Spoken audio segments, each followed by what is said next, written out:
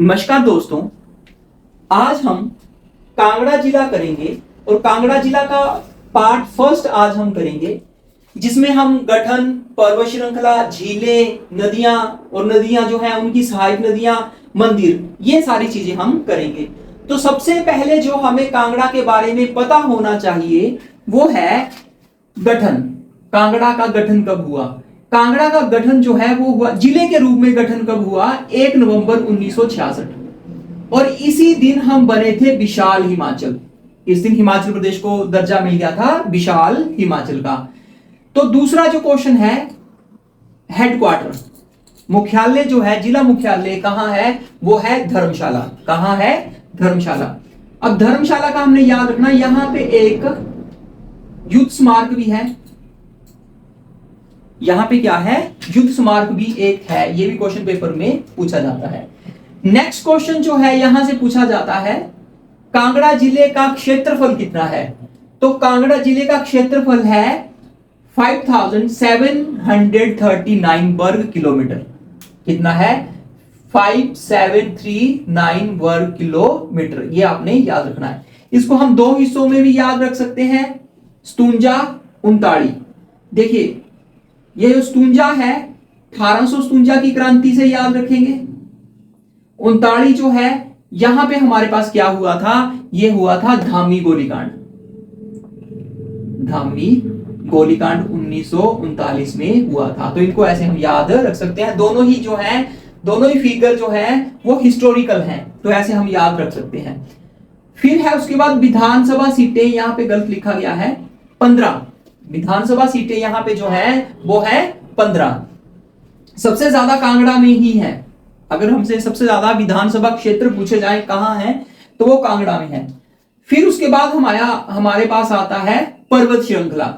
अब पर्वत श्रृंखला जो है यहां पे है धौलाधार। पर्वत श्रृंखला कौन सी है? धौलाधार। अब धौलाधार जो है इसका हम याद रखेंगे कि धौलाधार समानांतर है चंबा के हाथीधार के। मतलब चंबा के हाथीधार और धौलाधार दोनों ही एक समान है, एक दूसरे के पैरेलल हैं। फिर उसके बाद आता है झीलें।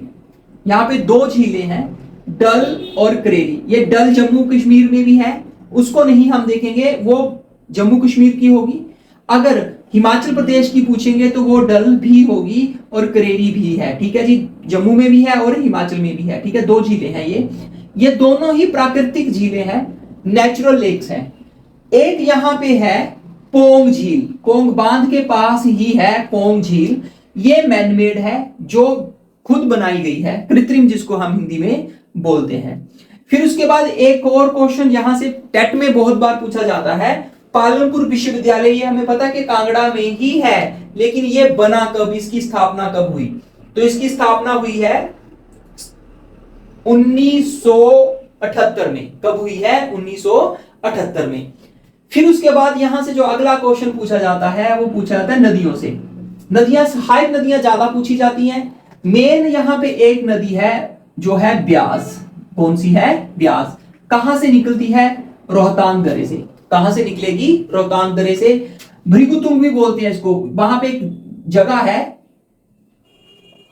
भृगुतुंग। ठीक है, यहां से निकलती है ये। ब्यास कुंड भी आपको ऑप्शन हो सकता है, ब्यास कुंड। ठीक है जी, तो कोई भी ऑप्शन तीनों में से हो सकता है, रोहतांग दर्रा, भृगुतुंग, ब्यास कुंड। तो आपने कंफ्यूज नहीं होना है, कोई भी होगा उसको ठीक करेंगे।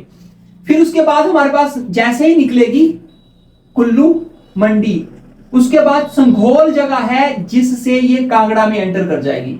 संघोल जगह से कांगड़ा में एंटर कर जाएगी और ये संघोल जगह पालमपुर तहसील में होगी। कहां है? पालमपुर तहसील में।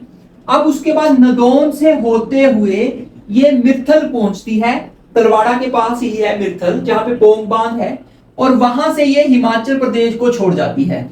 वहां से ये क्या क्या करती है? हिमाचल प्रदेश को छोड़ जाती है और ये पंजाब में एंटर कर जाती है।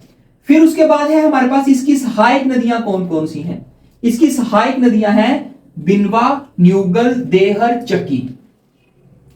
बिनवा, न्यूगल, देहर, चक्की, ये इसकी सहायक नदियां हैं कांगड़ा में। तो आपने ये याद रखनी है, बिनवा, न्यूगल, देहर, चक्की।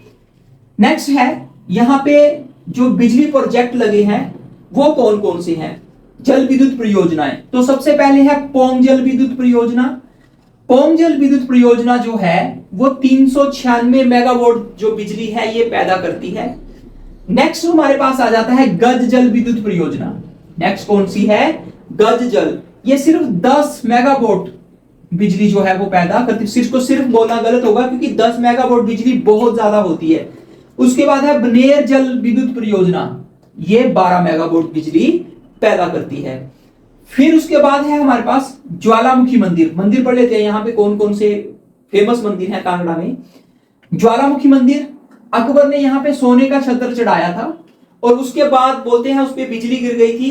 अकबर ने जो छत्र चढ़ाया था, और आज वो कोई भी धातु का नहीं है, ना सोना है, ना चांदी है, ना तांबा है, वो मिट्टी है। घमंड आ गया था उसमें कि मैंने सोने का छत्र चढ़ा दिया, तो घमंड सबसे खतरनाक चीज है। फिरोज शाह तुगलक ने ज्वालामुखी मंदिर लूटा और ज्वालामुखी मंदिर से ये 1300 किताबें जो है उठाकर ले गया, और उसके बाद उनका इसने फारसी में भी अनुवाद करवाया है, वो हम हिस्ट्री में पढ़ेंगे। दालीले फिरोज शाही नाम से करवाया, और जिसने किया था वो था अजीजुद्दीन खालिद खानी ने उसका ट्रांसलेशन किया था।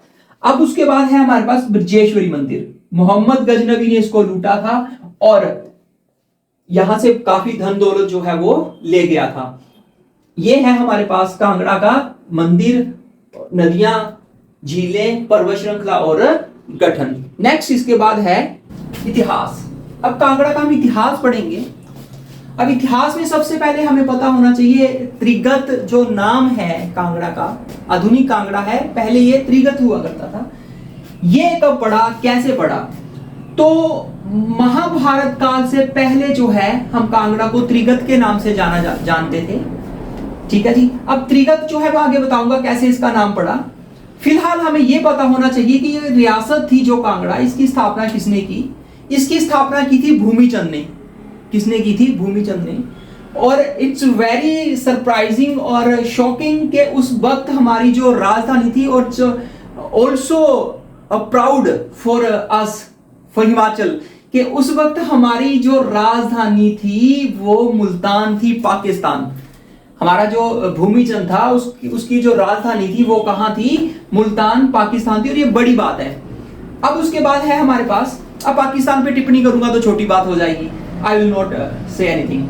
तो उसके बाद है हमारे पास त्रिगत। त्रिगत जो है इसका अर्थ क्या है? 3 नदियों के बीच की गत, त्रिगत। अब वो 3 नदियां कौन सी हैं?